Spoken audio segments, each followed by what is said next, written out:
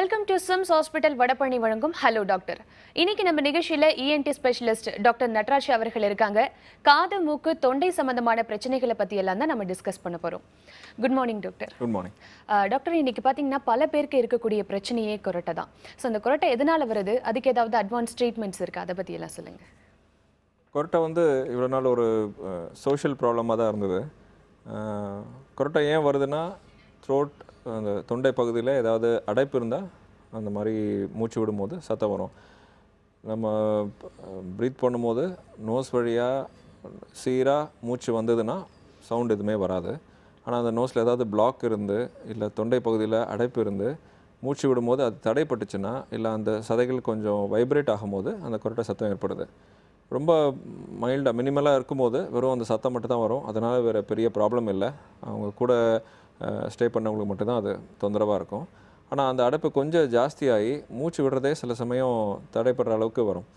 அந்த மாதிரி இருக்கும் பொழுது நாள்பட இல்லை வருஷக்கணக்காக அதே மாதிரி அந்த மூச்சு விடுறது தடையாகும்பொழுது ஈவன் பிபி இல்லை ஹார்ட் டிசீசஸ் லாங் டேர்மில் அந்த மாதிரி வரலான்றது கண்டுபிடிச்சிருக்காங்க. அதனால் அதுக்கு அந்த கொரட்டை வரதுக்கு ரீசன் என்ன, இதனால் அந்த பிளாக் இருக்குன்றதை கண்டுபிடிச்சி அதுக்கு ஸ்பெசிஃபிக் ட்ரீட்மெண்ட் எல்லாமே இப்போது அவைலபிளாக இருக்குது. கண்டிப்பா டாக்டர். அதுக்கு வேற என்னென்ன ட்ரீட்மெண்ட்ஸ் நீங்க பண்ணுவீங்க அந்த கொரட்டை வராமல் தடுக்கிறதுக்கு? ஃபஸ்ட்டு பேசிக்காக அதுக்கு டெஸ்ட் பண்ணி எதனால் அது வருதுன்றது பார்க்கணும்.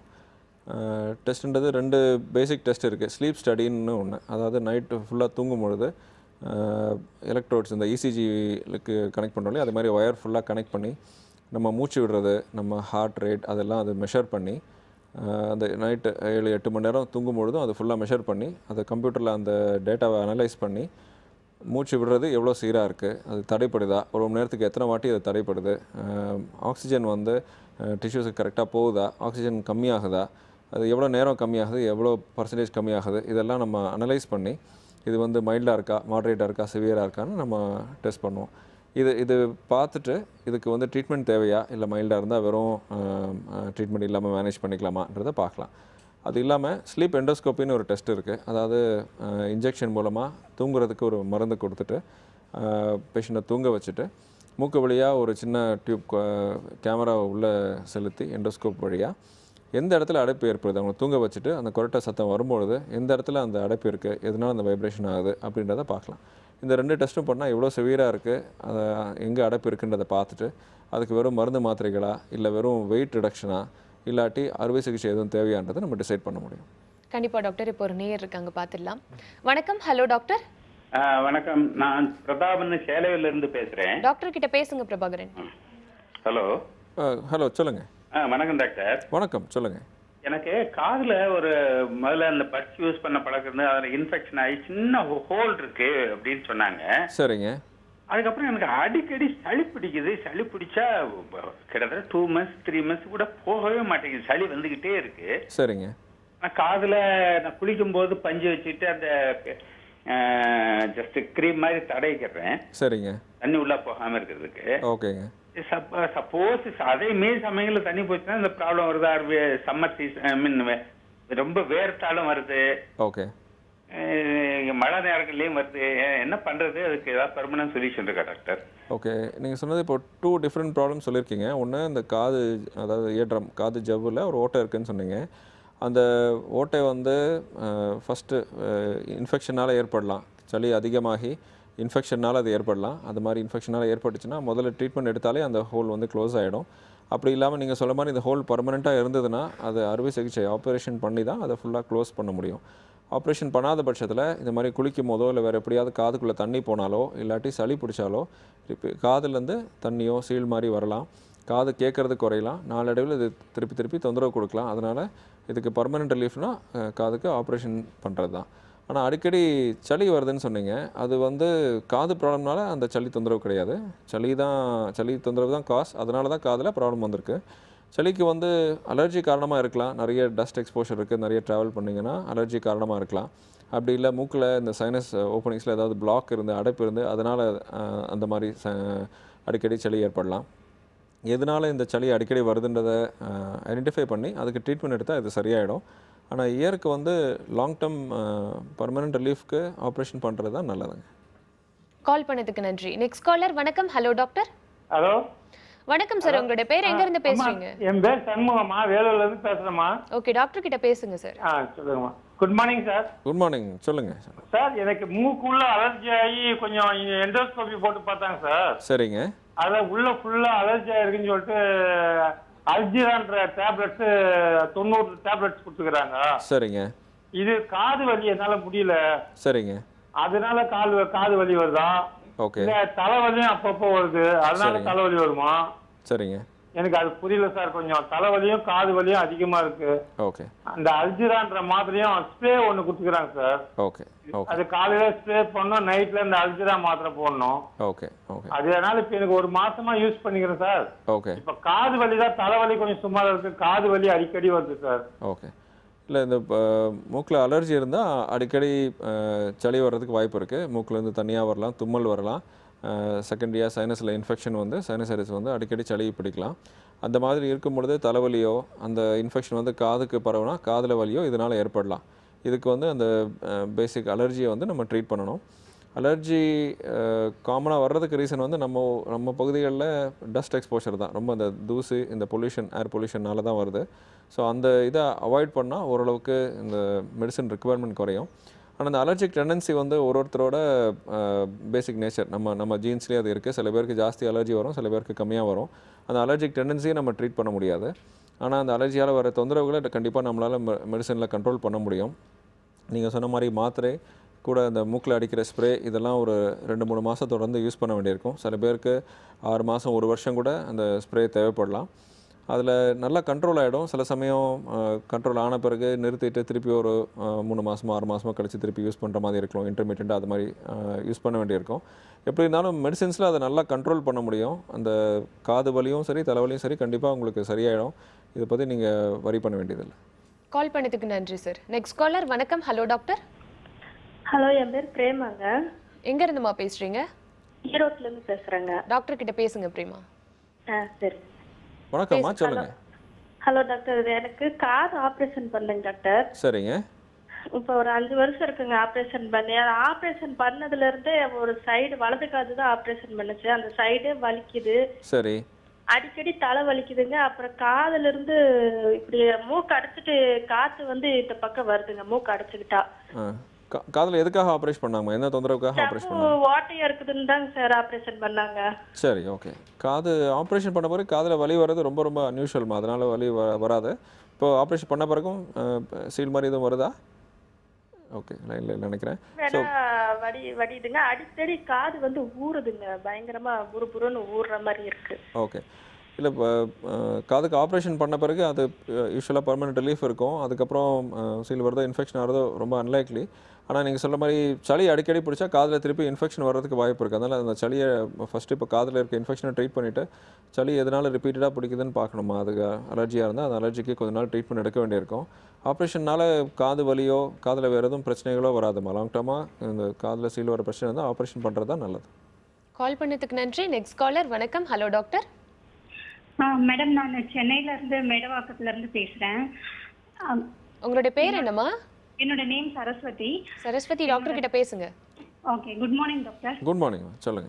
டாக்டர், என்னோட பையன், அவனுக்கு 13 வயசு ஆகுது. சரி. இப்போ ஒரு 6 months முன்னாடி காதுலயும் மூக்கு வழியாகவும் தான் அவனுக்கு வந்து பயோப்சி எடுத்து டெஸ்ட் பண்ணி அது கேன்சர்னு கண்டுபிடிச்சு எல்லாமே ட்ரீட்மெண்ட் எல்லாமே ஓவர் ஆயிடுச்சு. சரி. இப்போ ரேடியேஷனும் முடிஞ்சு 1.5 months ஆகுது டாக்டர். ஓகே. என்னன்னா அவனுக்கு நோஸ்லயும் தொண்டையிலயும் மட்டும் எப்பவுமே சளி இருக்கிற மாதிரியே இருக்கு.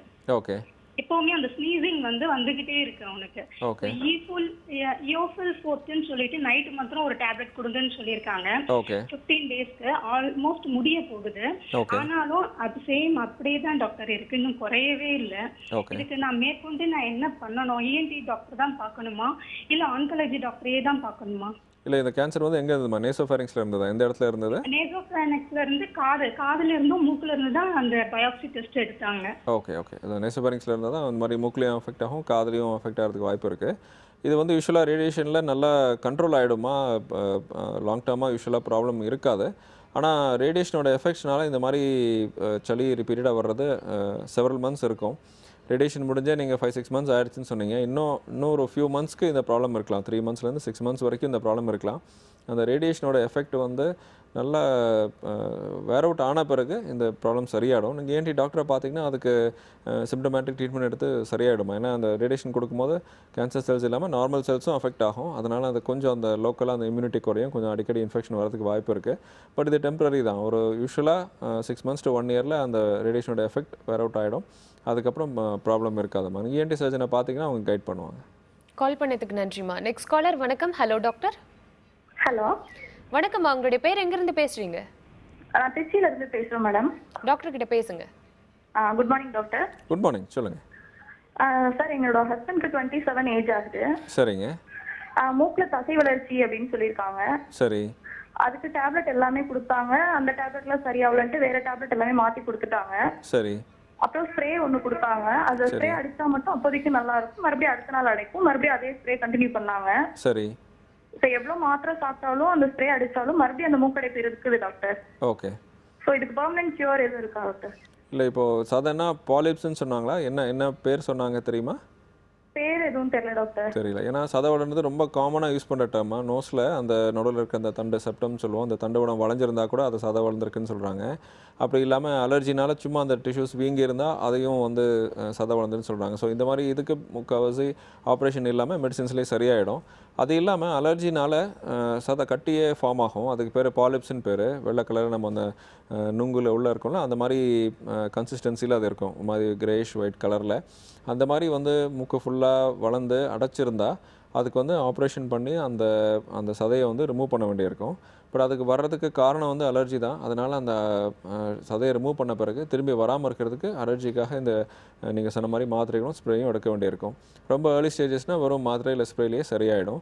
அந்த மாதிரி பாலிப்ஸாக இருந்தால் அதுவும் கம்ப்ளீட் பிளாக் இருந்தால் ஆப்ரேஷன் தேவைப்படும். அது இல்லாமல் வெறும் அலர்ஜி தான்னா மெடிசின்ஸ்லேயே கண்ட்ரோல் பண்ணிடலாம். கால் பண்ணதுக்கு நன்றி. Next caller. வணக்கம். Hello doctor.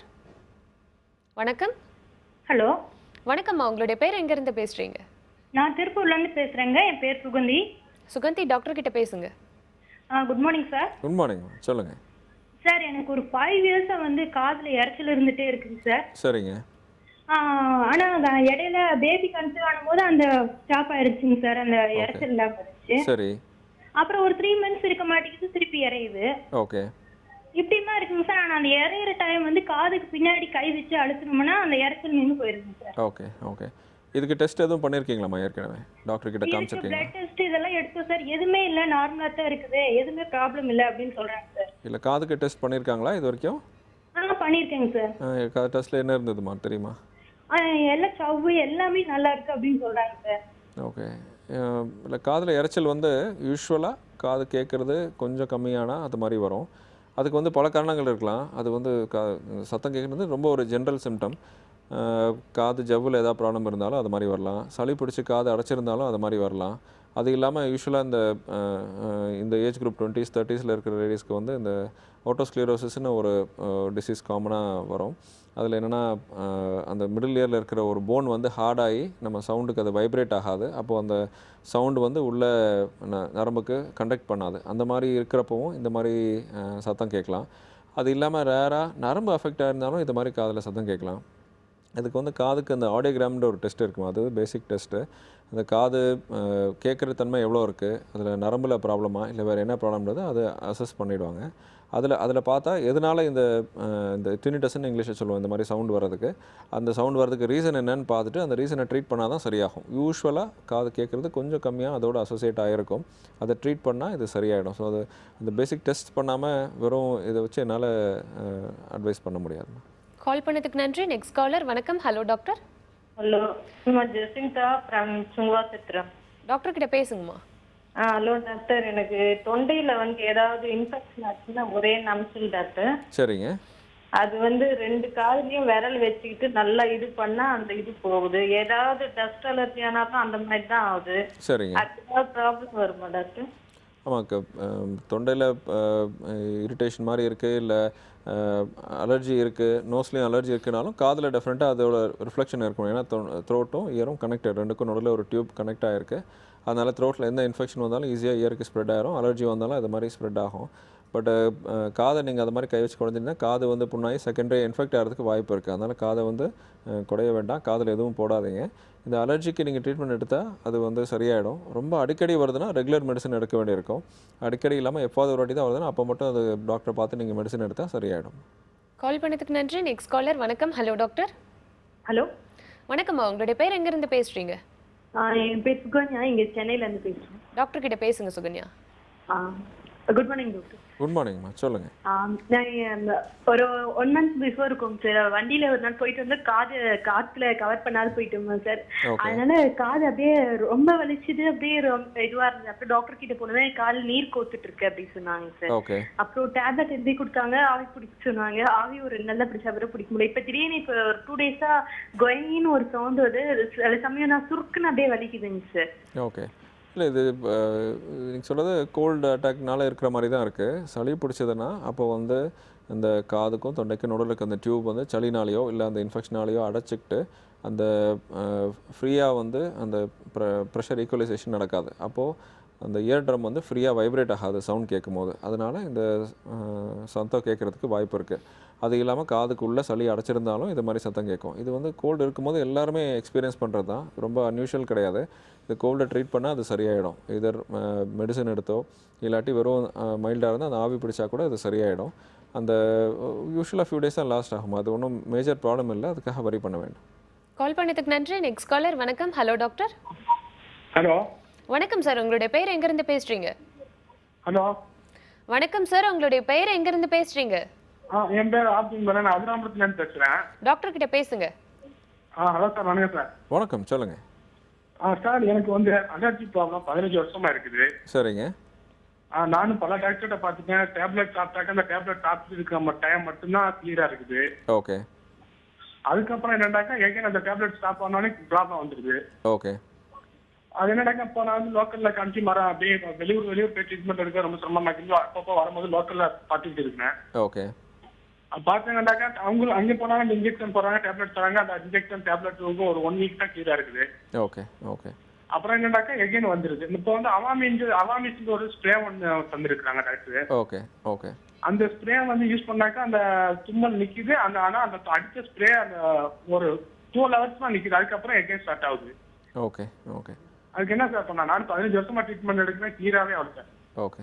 இல்லை, இந்த அலர்ஜியை பொறுத்த வரைக்கும் ட்ரீட்மெண்ட் வந்து கொஞ்சம் ப்ரொலாங்டாக எடுக்கணுங்க. ஜஸ்ட் ஒரு 1 week 2 weeks எடுத்தால் யூஸ் இல்லை. மாத்திரைகள் வந்து ரொம்ப நாள் படம் எடுக்கிறதுக்கு அவ்வளோ சேஃப் இல்லை. அதனால் யூஸ்வலாக ஒரு ஃபியூ வீக்ஸ், 1 மாதம் 2 மாதத்துக்கு வேணால் மாத்திரை கொடுப்போம். இந்த நீங்கள் சொன்ன மாதிரி ஸ்ப்ரே வந்து கொஞ்ச நாள் தொடர்ந்து யூஸ் பண்ண வேண்டியிருக்கும். 3 மாதமோ சம்டைம்ஸ் 6 மாதமோ, ரொம்ப ரேராக சில பேருக்கு 1 வருஷம்லாம் கூட தொடர்ந்து யூஸ் பண்ண வேண்டியிருக்கும். அது யூஸ் பண்ணி நீங்கள் ரெகுலராக டாக்டரை பார்த்து இந்த அலர்ஜி குறையிறது வரைக்கும் அதை யூஸ் பண்ண வேண்டியிருக்கும். சில பேருக்கு நான் ஏற்கனவே சொன்ன மாதிரி அது ஃபுல்லாக அந்த கோர்ஸ் முடித்த பிறகு கூட ஒரு 3 months 6 months கழிச்சு ரிப்பீட் பண்ணுற மாதிரி இருக்கும். இது ஒரு பக்கம். ட்ரீட்மெண்ட்டில் டெஃபினட்டாக இம்ப்ரூவ் ஆகும். ஷார்ட் டேர்ம் ட்ரீட்மெண்ட்டு திருப்பி உடனே வந்துடும். கொஞ்ச நாள் தொடர்ந்து லாங் டேர்ம் ட்ரீட்மெண்ட்டில் நீங்கள் ENT சர்ஜன் ரெகுலராக பார்த்தீங்கன்னா அவங்க கைட் பண்ணுவாங்க. அது இல்லாமல் இன்னொரு பக்கம் வந்து இந்த டஸ்ட் எக்ஸ்போஷரில் எதனால் இந்த அலர்ஜி வருதுன்னு பார்த்து அதை அவாய்ட் பண்ணால் இந்த மெடிசன் ரெக்குவயர்மெண்ட் கன்ஸ்டபிளாக குறையும். 15 வருஷமாக இருக்குன்னா டெஃபினட்டாக எதர் உங்கள் ஒர்க் ரிலேட்டடாகவோ நீங்கள் நிறைய ட்ராவல் பண்ணுறீங்களோ ஏதோ ரெகுலர் எக்ஸ்போஷர் இருக்குது. அந்த எக்ஸ்போஷர் இருக்கிறதுனால தான் இது மாதிரி வருது.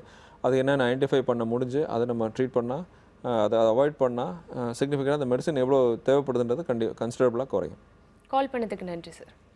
டாக்டர், இப்போ பார்த்தீங்கன்னா நம்மளோட இயர் ஹோல் வந்து நார்மல் இன் சைஸ் வந்து ஒரு இயரில் இருக்குது. ஸோ இன்னொரு இயரில் பார்க்கும்பொழுது அதனுடைய சைஸ் வந்து ரொம்ப சின்னதாக இருக்குது அப்படின்னாக்கா அவங்களுக்கு கேட்குற திறன் வந்து குறையுது. ஸோ இது எதனால் ஏற்படுது? இதுக்கு ஏதாவது ட்ரீட்மெண்ட்ஸ் இருக்கா? அந்த எக்ஸ்டர்னலாக தெரிகிற ஹோல் வந்து அது ஒரு கொஞ்சம் வெளியில் அந்த வெளிக்காத பக்கம் மட்டும் அந்த காட்லேஜ், அதாவது அந்த குருத்தெலும்புன்னு சொல்லணும், அது மாதிரி கொஞ்சம் உள்ளே போனால் போன். ஸோ யூஸ்வலாக 2 சைடும் ஈக்குவலாக தான் இருக்கணும். அண்ட் அதில் அந்த சைஸ் கொஞ்சம் சின்னதானா நீங்கள் சொல்ல மாதிரி கொஞ்சம் அந்த காது கேட்குறது குறைய தான் செய்யும். ஆனால் இது வந்து ஒரு கன்ஜெனிட்டல் அனாமலி, அதாவது பிறக்கும் போதே இருக்கிற ஒரு குறைபாடு. இது வந்து ரேராக அடிபட்டு அது மாதிரிலாம் வர்றதுக்கு வாய்ப்பு இருக்குது. ஆனால் ரொம்ப காமன் காஸ் வந்து கன்ஜெனிட்டல், பிறக்கும் போதே இருக்கிற குறைபாடு. அதுக்கு வந்து பிளாஸ்டிக் சர்ஜரி மாதிரி அறுவை சிகிச்சை இருக்குது அதை வந்து நார்மல் ஆக்குறதுக்கு. ஆனால் அதனால் கேள்வி குறைபாடு இருக்கிறது வந்து கொஞ்சம் மினிமலாக தான் இருக்கும். ரொம்ப அப்படி சிக்னிஃபிகண்ட் டிஃப்ரென்ஸ் இருக்காது.